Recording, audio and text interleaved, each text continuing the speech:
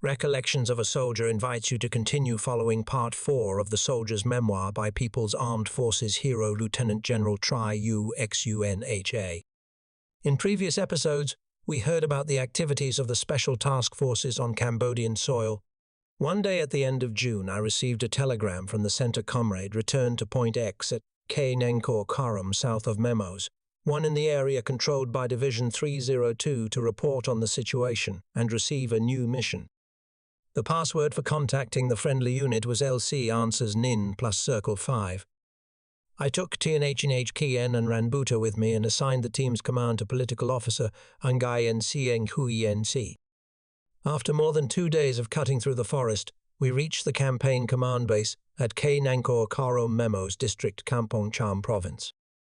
After stabilizing the temporary stop position of our unit, I was ordered to report to the forward command post. At the command post, I met Mr. Guy NDIBA Military Region Staff Chief, VVN Commander of Division 302, Nguy NCLN Chief of the Military Intelligence Department, and Nguy NTI NC, the officer in charge of reconnaissance and intelligence for Department 2 in the south. I reported all the activities of the Special Task Force and the encounter with the base of the Cambodian uprising forces. After listening, Mr. Nguy NCLN, the department chief, thought for a moment, and then said, "First, I commend the courage and hardship-overcoming spirit of all the comrades operating in the area. HA's report confirms that there are definitely bases and operational footholds of the defecting groups from the Eastern Military Region in the area north of Road 7 to the south of the Shlong River. The Pol Pot forces are not only concentrating on fighting us, but also have to disperse to deal with the increasingly fierce internal opposition forces. Therefore, the higher command's assignment for you comrades to find and establish contact with the defecting forces of the Eastern Military Region of Cambodia is entirely correct and timely. The biggest current obstacles are that the target has not been specifically identified, there is no support among the local population, and the Cambodian cadres in the team are still confused about the method of approaching the defecting forces if they don't meet a previously known acquaintance. This also involves the issue of your trust in the Cambodian cadres." Mr. LN expressed himself clearly and concisely, listing each issue as 1, 2, 3. I felt like he had hit the nail on the head regarding the issues we were facing. He was an intelligence and reconnaissance veteran from the war against the French through the war against the Americans, working at Department 2 of the General Staff, then Chief of the Research Committee of the Military Region Intelligence Department, and regularly worked with the commanders of the ministry. Later, when I had more frequent contact with him, I understood that he was a research cadre with a quick grasp and synthesis of problems, sharp dialectical thinking, and a courageous attitude to defend what he believed to be right. From a few data points, he affirmed the existence of defecting Pol Pot forces and resolutely fought to direct the mission to establish contact successfully. When he later became Chief of the Military Science Department, he personally visited each Cambodian locality, collected materials himself researched, and proposed many solutions to serve the Vietnamese volunteer troops and military experts carrying out their international mission. Not all of his opinions were supported by everyone, including his superiors, although later evidence often proved him right. I deeply respected and loved him, calling him B. Father by LN. I believe that if it weren't for the incident where his subordinate allowed the prisoner KM San to escape, he would have deserved to be conferred the title of hero. I should describe this in more detail for you to understand. KM San was a cadre in the defecting force of Military Region 22 of the Pol Pot Eastern Military Region, who was appointed to be in charge of the police of a district in Kampong Cham province after the genocidal regime was overthrown. At that time in Kampong Cham, there was an organization operating against Vietnam and the Cambodian Revolution called the White Elephant Green Tusk. For some unknown reason, KM San jumped to command this reactionary organization. Military Region Commander Nguy NMINHU directed the Military Intelligence Department to capture KM San for intelligence gathering. KM San was captured by us at the Cambodia-Thailand border gate while contacting people from the organization across the border to report the situation and receive operational funds, as ordered by the Military Region Commander. He was taken and temporarily detained at Military Intelligence Facility 242 on Tien Bh Tiereng Street, District 5 Ho Chi Minh City. During his temporary detention for interrogation, KM San soared through the cell bars and escaped. This happened while Mr. Envoy NNCLN was the chief of the Military Intelligence Department, and he had to bear joint responsibility and was disciplined. Returning to the story after Department Chief Envoy NNCLN finished speaking, HC of Department 2 said for the next deep penetration mission to establish contact Department 2's intelligence unit in the south will send forces to participate with Military Region 7. He asked me to guide this force, the task force of Department 2's intelligence office, led by HTN, to pass through the Khmer Rouge defensive line. From there, HTN's team would separate to operate independently. From the forward command post at Kampong Cham, we crossed the front line between the two sides to a position north of Memoir, one about 4 kilometers east of the Shlong River, where we parted ways with an HTN's task force. From here, An Ranbuta and I returned to the Dove team's foothold position. On the way, I stopped by the base of the uprising group that we had known from the previous time. All the huts and hammocks were still there. The Dove team continued deep penetration, clinging to the area, searching for the defecting forces. By the end of July of 1978, we received an order from the center to stop the mission and return to Memos 1 for a review meeting. The dry season was approaching and our troops were shifting to an offensive posture, occupying a part of Road 7 and the town of Memos 1. The activities of the Vietnamese army units, besides defeating a significant part of the enemy's vital forces, were expanding the area under control, supporting the anti-Pol Pot uprising forces in the Cambodian interior and creating conditions for the Special Reconnaissance Teams to operate behind enemy lines to find ways to establish contact with the defecting Khmer Rouge army forces. In this extremely favorable context, the center continued to direct the organization of the Special Reconnaissance Teams for deep penetration. This deep penetration deployment still had 2 teams using the call signs Chimen Swallow and BCU. Dove the Chimen team was led by an HNHXUN Say as team leader HNGIN VNI, Nyan's political officer, and Ancho Nduidi Nizieng as deputy team leader. On August 26, 1978, the Chimen team departed to operate in the area northeast of Dambe, extending to the west of KR Bio Commune. The Dove team was led by me as team leader Ancien Nguyen Eng Huyen as political officer, with the same personnel and equipment as before, except for Anchkor Anchboa and Ingven Beiji, who were transferred to the Chimen team.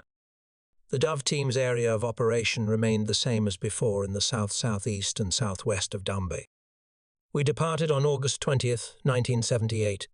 On August 19th, we had received a notice that in addition to our regular mission, we had a supplementary task of protecting a special envoy from the higher command who was carrying confidential documents. The special envoy would assign the specific mission. The special envoy we needed to protect was Major Nguyen Bieng Si, also known as Suang Si, who later became General Xian's secretary. In this third deep penetration mission, we were equipped with lighter, sharper gear. The communication section was reinforced with a cipher officer and code key, and we didn't need to carry much food and supplies as we could rely on the Vietnamese army units currently operating in the area. Unlike the previous 2 times, this time we moved faster, reaching the operational area in less than a week. Along the way, the special envoy pointed to the satchel he carried close to his hip and said, "You must protect this, not me. If anything happens to me and I can't destroy it in time, you must destroy it. Burning is best. Otherwise, you must chew it thoroughly." I didn't know who the document inside the satchel was meant for. I only knew it was a very important top-secret document, and I dared not ask further. Once, when I went on a reconnaissance mission to find the defecting forces and returned to base with no rice left, Suang Si told me I sent a team to the hidden rice cache to retrieve it, but they couldn't find it. "You should rest and go find the rice tomorrow." The next morning, I set off and returned with rice after 2 days. Perhaps hearing the comrades' stories and witnessing my ability to cut through the forest and cling to the operational area, HNC gradually grew fond of me and trusted me.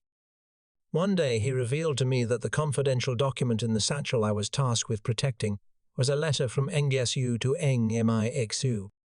NJC's mission was to find and personally deliver it to him.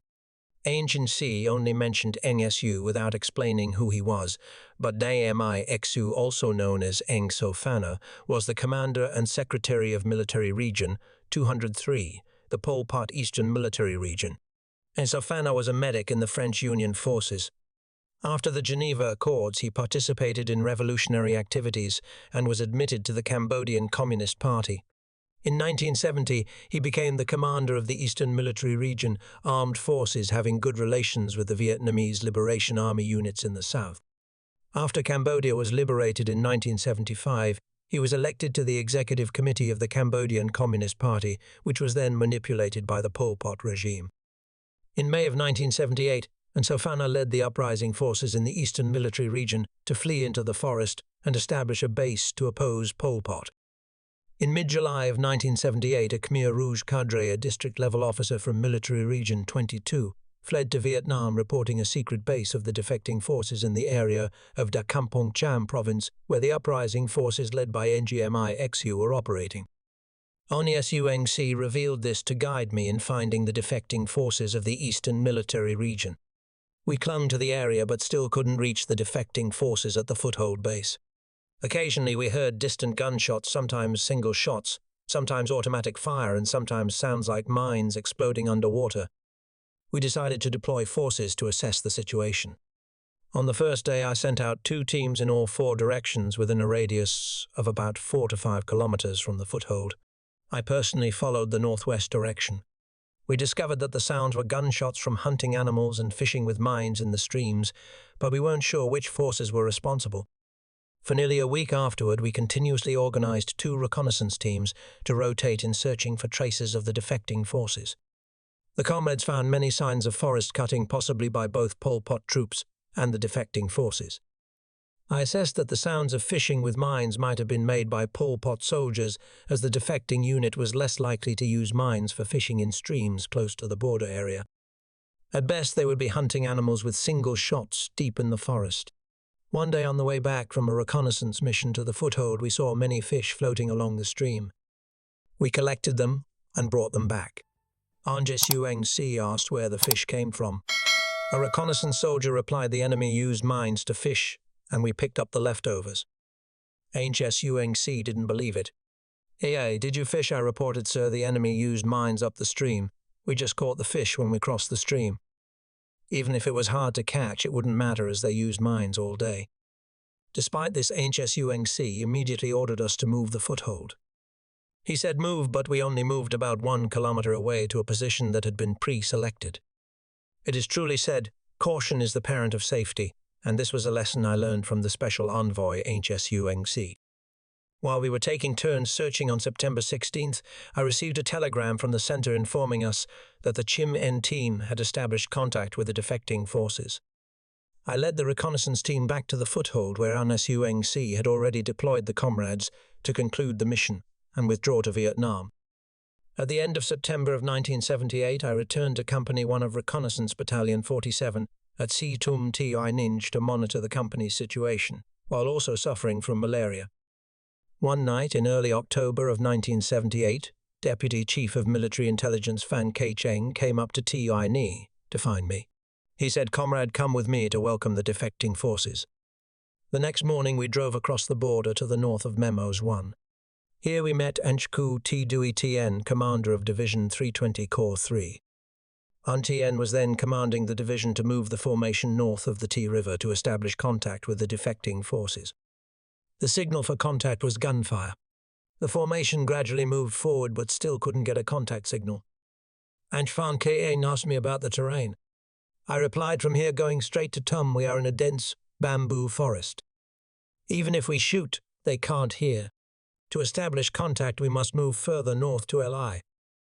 After that, Corps 3 continued to advance.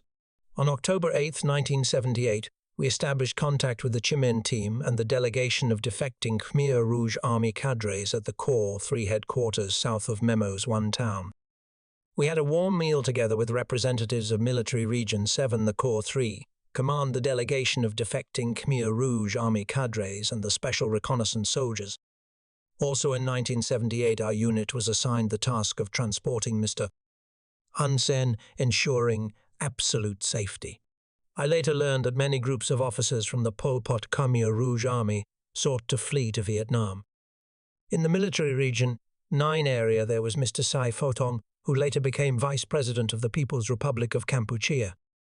In the Military Region 5 area, there was Mr. Bo Thang, who later became Minister of National Defense and Chairman of the Defense and Security Committee of the Cambodian Senate. In the Military Region 7 area, there were the groups of Mr. Heng Samrin, Mr. Chia Sim, and Mr. Hun Sen. Mr. Heng Samrin later became Chairman of the Cambodian United Front for National Salvation, Chairman of the State Council, and Honorary Chairman of the Cambodian People's Party. Mr. Chia Sim later became Chairman of the National Assembly, Acting Chairman of the State Council, and Acting Head of State of Cambodia. Mr. Hun Sen, who came to Vietnam on June 21, 1977, with the support of the Vietnamese government, established the Salvation United Armed Force, drafted the political platform with Mr. Heng Samrin and Mr. Chia Sim, and established the Cambodian United Front for National Salvation, becoming Prime Minister until today.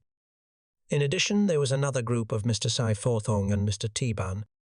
This group was absent from the consultation conference to establish the National Salvation United Front because they were too far away to attend in time. Mr. T-Ban later became Deputy Prime Minister and Minister of National Defense of Cambodia.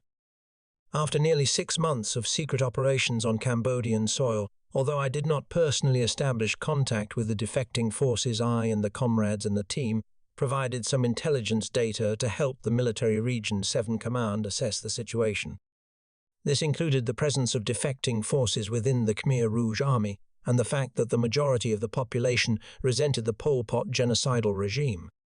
The deployment of Pol Pot forces and their defense system showed more vulnerabilities the deeper we penetrated. These intelligence data contributed, even if only in a small way, to helping the higher command formulate the policy and plan for the border defense war and to help the Cambodian people build political and armed forces to restart the revolution. These were the first challenges on the Cambodian battlefield that I will never forget. At the end of the deep penetration mission to establish contact with the defecting uprising forces, the Military Region Command recommended me for a third-class feat of arms medal. From September of 1978, the Military Region 7 Armed Forces concentrated on attacking the Snowland Road 73 fronts to prepare for the dry season operation. The Military Region Forward Command Post advocated for holding the Snow area using Division 5 reinforced with Regiment 205 and technical assets, along with the armed forces of SNGB Province, to continue attacking and weakening Pol Pot Division 260 and Military Region 505. However, Pol Pot Division 260 and forces from the Kampong Cham Special Zone continuously clung to and attacked our outposts. Facing Infantry Division 5, the enemy deployed 2 main force regiments and 1 local battalion using artillery fire against our entrenched positions and constantly using small units of reconnaissance and special forces to secretly approach and throw grenades into our bunkers and positions. Military Region 5's Infantry Division 5 clung to the outposts day and night, fighting the enemy under unfavorable weather conditions. The rain made maneuver and movement difficult, and they were unfamiliar with the terrain. After completing the mission to establish contact with the defecting forces, I returned to Reconnaissance Battalion 47 and continued to serve as Company 1 Commander. I did not return to Saigon but stayed in the battalion's garrison area at Kilometer 0 of Road 13 northwest of the battalion's station. This area was Snow District, a crucial bridgehead for advancing along Road 13 to attack Krati Town and along Road 7 to develop the attack on Kampong Cham Town. Upon arrival, Battalion Commander Tiernh Pha called me and conveyed the higher command's intention. The task is assigned to you to organize a team to capture a prisoner for intelligence gathering preparing for the dry season operation. I returned and selected comrades from the company to form a team of 16 people. The team was divided into 3 squads: the blocking squad led by Sergeant Bisqui Na Platoon Cadre, the rear security squad led by Deputy Platoon Leader Ineth, and the middle squad responsible for capturing the prisoner led by Deng Nha. I commanded the entire team and stayed with the prisoner capture squad. The prisoner capture scenario was planned as follows: we would organize an ambush formation at a favorable position waiting for a lone enemy soldier to enter the formation. The blocking and rear security squads would detonate mines and block both ends using directional or claymore mines. Following that, the assault squad, consisting of 6 people with 2 AK rifles, grenades, pistols and parachute cord, would charge onto the road, closing in and capturing the soldier carrying the heaviest weapon, possibly a B-40, B-41 or a mortar. The reason for choosing the soldier with the heavy weapon was that when we got close, the enemy's heavy fire would be ineffective.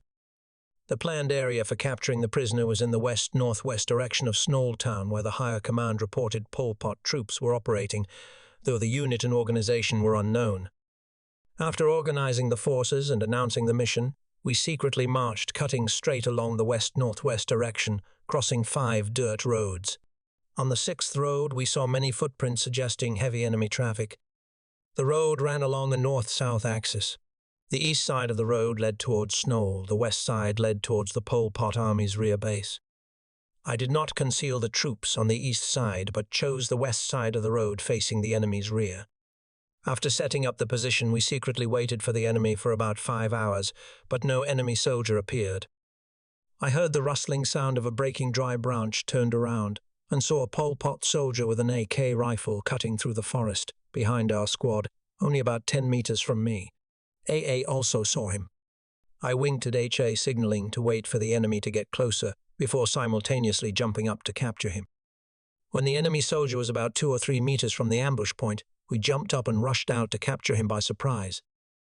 In the rush, HA's foot somehow got caught in a vine and he fell. The enemy quickly ran back the way he came. AA and I chased for a short distance, then discovered that the enemy's base was right in front of us. I stopped and ran back to the ambush point, ordering the comrades to withdraw quickly. The prisoner capture plan failed. Not only did we fail to capture the enemy, but we almost got captured ourselves. We held a meeting to draw lessons from the combat organization. The lesson learned was that if we rush to deploy forces before thoroughly investigating and understanding the enemy's success is difficult. This was an unforgettable lesson for me. In November of 1978, Reconnaissance Battalion 47 focused on implementing the dry season mission of 78 to 79. My company was tasked with clinging to the enemy along Road 13 from Snoal to the Sumay intersection. The company was assigned the mission of reconnaissance and monitoring the enemy to serve Division 5 units in attacking the enemy at Cu Kai C USLeng and Pol Pot Division 260's forward base at height 107. Fighting in motion, our forces attacked too strongly, advancing by vehicle right after finishing a burst of fire. On one deep penetration mission, I was informed that an officer sent by the Military Region Political Department requested to join our unit. After that, a tall, thin man with an angular face wearing a pistol came to meet me, saying he wanted to join the reconnaissance team. He introduced himself as VNL. I agreed. Deep penetration operation was very arduous. VNL followed the team closely, eating, living and conducting covert reconnaissance with us. The real-life material from the trip was incorporated into his published prose poetry and novels in the years that followed.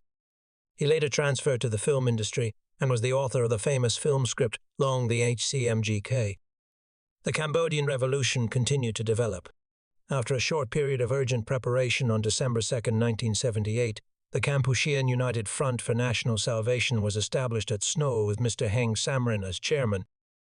The front's mission was to unite the entire population to rise up, overthrow the reactionary family rule Pol Pot regime and the dictatorial military clique that acted as lackeys for foreign reactionaries, abolish their brutal and bloody regime, establish a popular democratic regime, promote the tradition of Angkor, and make Cambodia a truly peaceful, independent, democratic, neutral, and non-aligned country.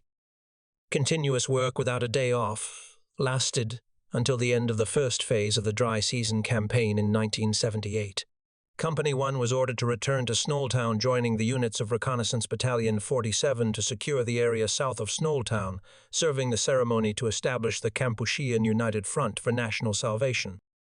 Responding to the call of the Kampuchean United Front for National Salvation, the people and the legitimate patriotic armed forces of Cambodia, together with the Vietnamese volunteer units, continued the counteroffensive.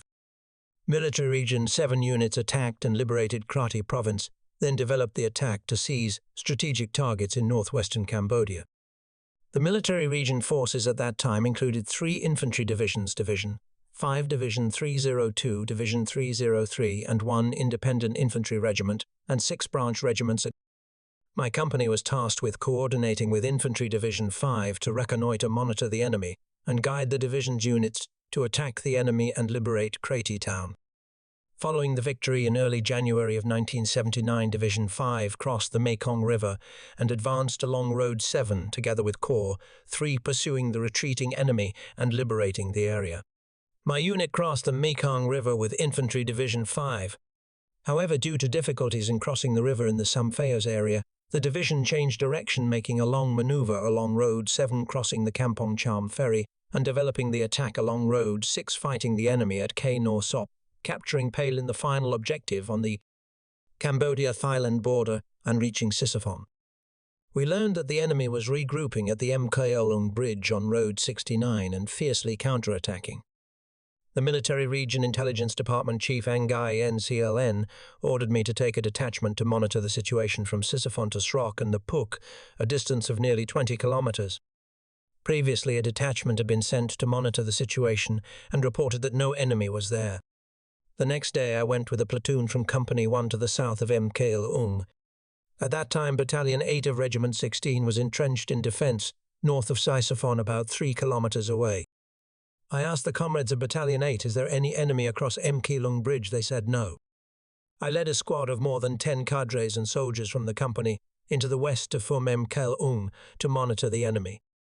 Besides myself, the squad included Deputy Company Commander Ngai NMH Eng from HTH, Deputy Platoon Leader Ngai N Than Ba from HNAM 1 Squad Cadre from the IBNH Province, the 2-watt signal soldier C from Najin Province, and several other reconnaissance soldiers. Although we heard there was no enemy, I was extremely vigilant.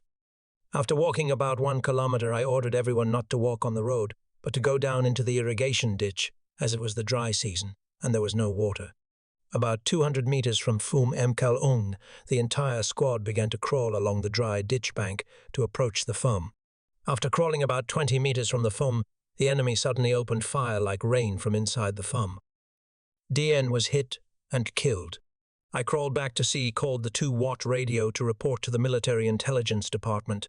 The enemy has about 1 company entrenched in the northwest of the Phum. As I was reporting, an enemy bullet hit the 2-watt radio unit, smashing it. Fortunately, C and I were unharmed, only hit by flying plastic fragments from the radio unit. After confirming the presence of the enemy, I reported back to the Military Intelligence Department and ordered the comrades to retreat to the outpost of Battalion 8 Regiment 16. Having a clear understanding of the enemy situation, the Division 5 Command ordered Regiment 174 to organize forces to attack the enemy at Mklung Bridge and develop the attack on Esmau, pushing the enemy remnants towards the area close to the Cambodia-Thailand border. One day in mid-February of 1979, while performing a mission at Sisophon, I received a telegram from the Higher Command Comrade H.A. returned to Military Region 7 Intelligence Department to receive a new mission. Upon arriving at the Intelligence Department, I learned that I had been selected as a typical individual of the Military Region Armed Forces in the fight to defend the southwestern border.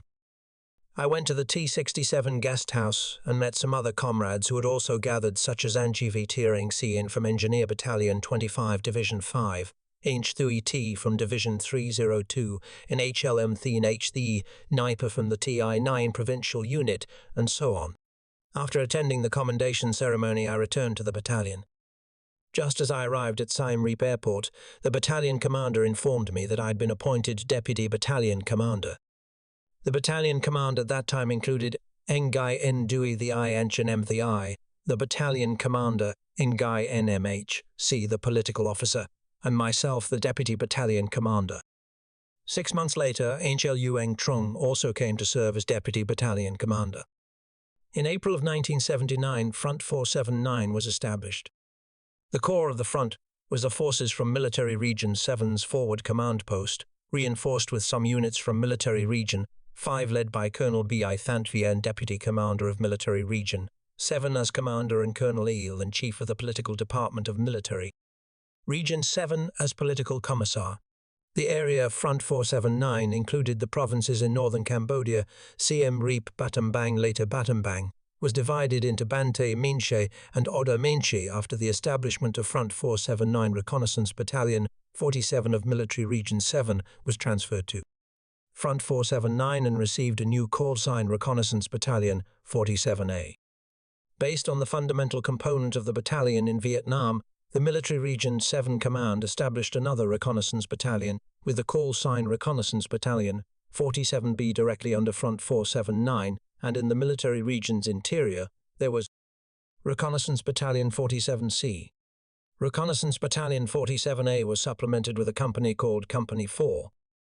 The total personnel of the battalion was 245 cadres and soldiers, including the battalion headquarters, the communications squad, and 4 reconnaissance companies, with call signs 1 to 4 tasked with operating in the border area of the provinces under the responsibility of Front 479. The main focus of the battalion at this time included 3 key tasks: first, organizing forces to protect the Siam Reap Provincial Party Committee organs, conducting reconnaissance to monitor the enemy, and sweeping up enemy remnants in the Tonle Sap Lake area. Second, establishing outposts and observation posts to monitor the enemy outside the border and deep in the interior, serving the leadership and command of the units sweeping up the enemy. Third, focusing on building a battalion with solid morale for the cadres and soldiers to feel secure in their long-term mission in the friendly country. Reconnaissance Battalion 47 continued to perform the mission of monitoring enemy forces and bases along the border and deep inside Thailand, serving the Vietnamese volunteer units and the Cambodian armed forces in attacking and sweeping up the enemy. Reconnaissance work is arduous, difficult, and dangerous everywhere, but deep penetration reconnaissance is perhaps much more difficult and perilous. The deep penetration reconnaissance teams operating in the enemy's rear must always live in silence, always be vigilant against enemy mines and ambushes. The days of deep penetration were days of living only on dry rations, dried rice, and plain water. In the dry season, water was scarce. Sometimes we went a whole week without drinking water, let alone bathing or shaving. Companies 1 and 2 under my command operated on the border front. These 2 units constantly had to carry out deep penetration reconnaissance missions to monitor the enemy. To facilitate reconnaissance and protect our forces, we ordered Companies 1 and 2 to be stationed within the garrison of Infantry Regiment 174 and Border Regiment 689 of Division 5. The units of Regiment 174 and Regiment 689 provided great help and support to the reconnaissance companies. During the days of commanding Companies 1 and 2 to operate in the border area, I had many memories with Trung Deputy Battalion Commander Lueng Trung from the NGN Chun Ting Community Cam NG District Piaf Province. He was my age, joined the army in 71, but stayed to work as a training cadre. In February of 1975, he went to the south, but the south was liberated upon his arrival. Before becoming Deputy Battalion Commander, Trung was Company 4 Commander, a very brave and heroic man. Once Trung was assigned the mission to command the unit to monitor the enemy in the area in south of Tonle Sap Lake, Siam Reap Province. He led the company out. After many days of reconnaissance, he discovered Pol Pot remnants operating there deep inside a forest near the Tonle Sap Lake. They believed the Vietnamese troops couldn't reach them, so they were very complacent. Every day the soldiers sought every way to pressure and intimidate the population. They captured thousands of people who made a living fishing on the lake, forcing them to pay fish and money to them. Trung radioed back to the command headquarters requesting permission to attack. Permission was granted. Trung and the combat squad disguised themselves as local people, sitting on an ox cart carrying dried fish and supplies, and drove straight into the enemy's base. Just as they entered the guard post, Trung and his comrades simultaneously jumped down and launched a pincer attack on the enemy's command house. Taken by surprise, some enemy troops were killed instantly and others fled in all directions. We pursued them, captured 2 more soldiers, and seized nearly 10 rifles and over 200 various boats. The entire enemy force was defeated and about 3,000 people were liberated. Company 4's victory at Tonle Sap Lake was very famous. Trung was famous across the entire front. After the battle, Trung organized the transport of the people and some boats back to Sisophon. At that time, the people were hungry and cold. Some boats could start their engines, others could not, and some even carried 40 or 50 people without an engine. One deputy platoon leader was holding a handful of rice, left over by the company commander, which he hadn't eaten yet. A local person took and ate it. He thought the locals didn't understand Vietnamese, so he grumbled even a handful of rice is taken. He should be tied and cut off to drift on the Tonle Sap Lake. He only said that out of anger because our soldiers loved the people very much. Every unit tried to share their food, medicine, and milk to help. Unexpectedly, among the Cambodian people, there was a woman who understood Vietnamese. She heard him and said, "My son, they were too hungry, so they took and ate it. Don't tie them up. It's pitiful." This woman later became an interpreter for the volunteer troops and adopted the grumpy deputy platoon leader as her son. She also treated me like her son. She had 3 daughters, one who sold BHXO and married a captain in Sisophon, one who married a man in Military Region 4, and one who is currently married to a lieutenant general in the Royal Cambodian Army. When conducting reconnaissance, soldiers getting lost is a normal occurrence.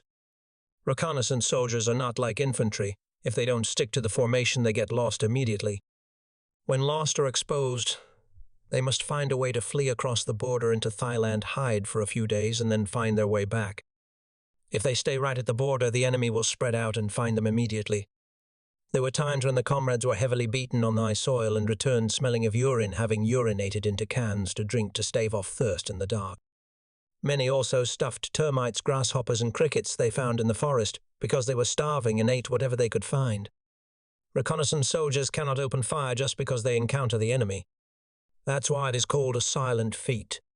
Therefore, preparation for deep penetration reconnaissance operations must be truly thorough. The commander must have the ability to anticipate and assess the enemy and be flexible in organizing evasion when bad situations occur. Since I had commanded many deep penetration reconnaissance missions, I had some experience in organizing cross-country travel and anticipating the locations where the enemy often set up ambushes. Therefore, whenever I led the comrades on reconnaissance, we rarely got lost, found our way back safely, and seldom encountered the enemy. Because of this, whenever I led a mission, there were very few casualties, and the comrades liked going with me. Deputy Battalion Commander Luang Trong, however, often encountered the enemy when he traveled. Around the end of 1980, when Trong and I went to the border to directly command Companies 1 and 2 to cling to the enemy, preparing for the dry season mission of 1980 to 1980-81, we were stationed at the Srock base in the area of operation of Regiment 174. I received an order from the Front Military Intelligence Department to organize a deep penetration force to reconnoiter Pol Pot Division 519's base at Phum Trat and find a way to ambush and capture a soldier from Division 519, alive for intelligence exploitation. At that time, I was assigned the mission of 1st Deputy Battalion Commander by the Chief of the Front 479 Staff, replacing Battalion Commander Envoy Ndui the Engine MI, who was on leave and hadn't returned to the unit. I discussed with Trung organizing 2 task forces and personally commanding both. The initial plan was for the prisoner capture team of 16 people, commanded by Trung, to ambush on the corridor road about 2 kilometers from the Phum Trat base. The deep penetration team to reconnoiter Pol Pot Division 519's base, consisting of 10 people, would be commanded by me. When I announced the mission, Trung offered his opinion. Let me command the deep penetration team and you command the prisoner capture team. Chun, think carefully, I replied. I have more deep penetration experience. I should go. Trung still insisted on his opinion. Just let me go this one time. I'm a reconnaissance cadre and I've never done a long-distance deep penetration mission before. Seeing Trung plead, I agreed to swap the missions and warned him the Pol Pot Division 519 base is in the north-northeast of Phum Trat in the Banti Thom area. To avoid encountering the enemy, we must try to cut through the forest to the north of the enemy base, then cut to the west to avoid the enemy units defending the east of Bante Mark. After finishing the discussion, the 2 teams quietly prepared. About 5 days before the departure, a soldier named Phien came to see me. Phien was the radio man for the 15-watt radio unit from the IB8 province. He had a nephew named Nay in Company 1 who called him CU maternal Uncle H, was also assigned to this mission. Phien proposed HAA, let me go capture a prisoner this time. I laughed. You haven't trained for this, so why talk about capturing a prisoner? You might not capture them, and they might capture you. Your job as a radio man is important. Just do it well. Phien continued. I was commended last year. Just let me go. I'm very brave. I'm not afraid of death. I resolutely refused no means. No, Phien pleaded relentlessly, but when he couldn't get what he wanted, he returned to the communications squad. Phien told SN, the signal soldier, when I'm working you radio back to the military intelligence department and report that I was killed by a mine or died. SN was shocked and scolded him. Are you crazy? Everyone wants to return home safe and sound and you want to die. Every job is important. SN was from Nai province, joined the army in 1977 and later became a university lecturer in Saigon after demobilizing. Returning to the deep penetration story, in the early afternoon we marched from the main base at Siphon to the foothold base at Kampong Cham, where the headquarters of Border Battalion 620 Regiment 8 was located. The battalion commander then was HTBN. This was a road where the enemy frequently crept out to plant mines and set up ambushes for small task forces of Battalion 620 Regiment 174. Chung's team went first, followed by my team, then the radio communication team and the medic. There was another team behind us. Phien was walking about 12 meters ahead of me. After Phien was Ka, the deputy platoon leader from Than H, followed by SN, the signal soldier.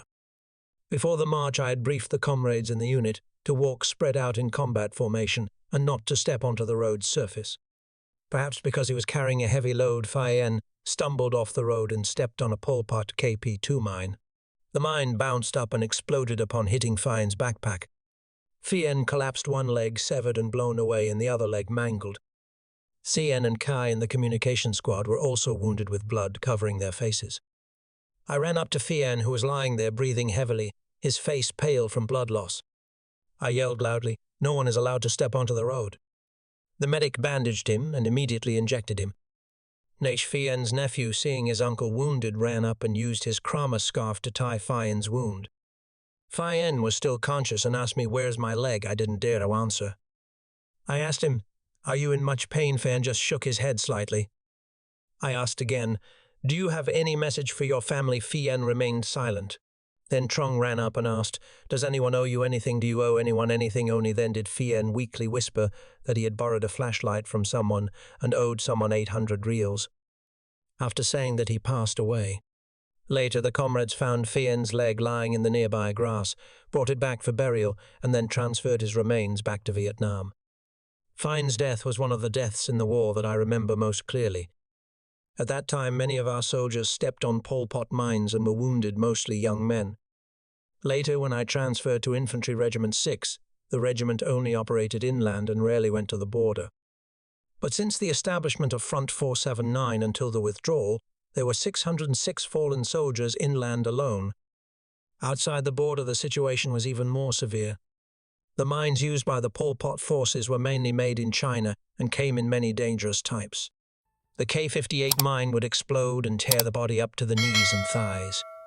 The KP2 mine would jump up to waist height before exploding, sending fragments flying all around and causing casualties to many people. The 652B mine could be disarmed just by scratching it with a razor blade and lifting the steel ball, or by prodding it with a stick to detonate it. The fragments only flew about 1 meter, but if you stepped on it and it exploded, you would lose at least a foot. The Pol Pot's mine warfare strategy was designed to kill fewer people but cause severe psychological impact and long-term consequences. Many comrades stepped on mines and had their legs amputated. Someone was hit every day, every week. Sometimes without a doctor, a medic had to perform the amputation himself. The front command had issued an order prohibiting drinking alcohol, but Dr. SN once came to ask me, "Please understand, I operate and amputate legs constantly. If I don't drink, I can't operate." Once I went to observe an operation.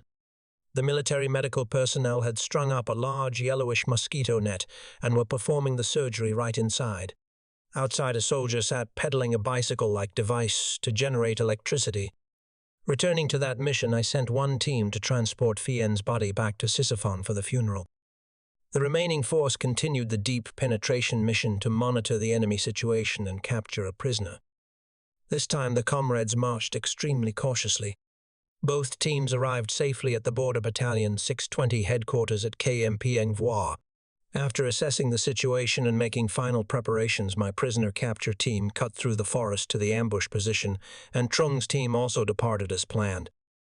Around midnight, my team had finished setting up the ambush position. Around 3 a.m., we suddenly heard the sound of a B-40 exploding about a few kilometers from where we were ambushing. After that, there were a few bursts of AK fire and then silence. About an hour later, there were many louder AK gunshots closer to our position. I guessed that Trung's detachment might have been discovered by the enemy and was being pursued. Dawn was breaking. I was extremely worried for Trung's deep penetration detachment. The whole day passed and no enemy soldier appeared on the road where we were ambushing. Concluding that the enemy might not dare to enter this area anymore, I ordered the comrades to recover the mines and then cut towards the east, secretly spreading out to ambush at the positions where we often crossed the border before hoping to meet Trung's team, as they might be withdrawing. A whole day passed, and still no one returned. 2 days later, I had to let the comrades retreat to the Border Battalion 620 base to rest and wait. When we arrived at Battalion 620's base, we saw a soldier from Trung's deep penetration team, there wounded in the leg. The soldier recounted we crossed the stream and ran into the enemy. After the gunfire, I fled and didn't know what happened to everyone else, only that Dini was certainly killed. The next afternoon, we welcomed back NCTM Mon PH and Keng. NCTM was a platoon leader, a very brave young cadre from Ho Chi Minh City. Mon P and Keng were Cambodians who served as interpreters for the unit. Both were wounded. I asked Keng about the situation. Keng replied our team cut through the forest to the north of the base, crossed the stream and walked about 500 meters when we walked right into the Pol Pot formation. They were sitting by a fire because of the cold. The enemy asked who's there. We replied, Division 519 soldiers. They asked what's the password. We didn't know the password, so we opened fire first. Soldier C fired a B-40 at the enemy formation. They counterattacked. C was killed. Mon P was wounded in the thigh, but only in the soft tissue. On the 4th day, we welcomed back another soldier from the deep penetration team. On the 5th day, when everyone was almost losing hope around 8 a.m. 3, AK shots were fired from the west of Border Battalion 620's base. I told the comrades to fire 2 shots back using the password Circle 5. We fired another shot. The other side replied with 4 shots. So they were definitely our troops. I requested the commander of Battalion 620 to remove the defensive mines so we could go out and meet the comrades. We crawled out and immediately saw Luang Trung. After 5 days of clinging to the area cutting through the forest, he had to eat tree shoots and forest termites and drink his own urine to survive. Trung cut through the forest and made it back to the Border Battalion 620 headquarters. We hugged each other, tears welling up in our eyes. Trung's deep penetration team only had one 2-watt radio for communication, which Dean carried. But Dean was killed and the radio was damaged immediately at the beginning of the battle, so they couldn't communicate. Part 4 of the Soldier's Memoir by People's Armed Forces Hero Lieutenant General Trieu NHA will temporarily stop here. Thank you very much for taking the time to follow. If you find it interesting, please remember to click subscribe to support the channel and follow the next parts. Once again, thank you very much and goodbye.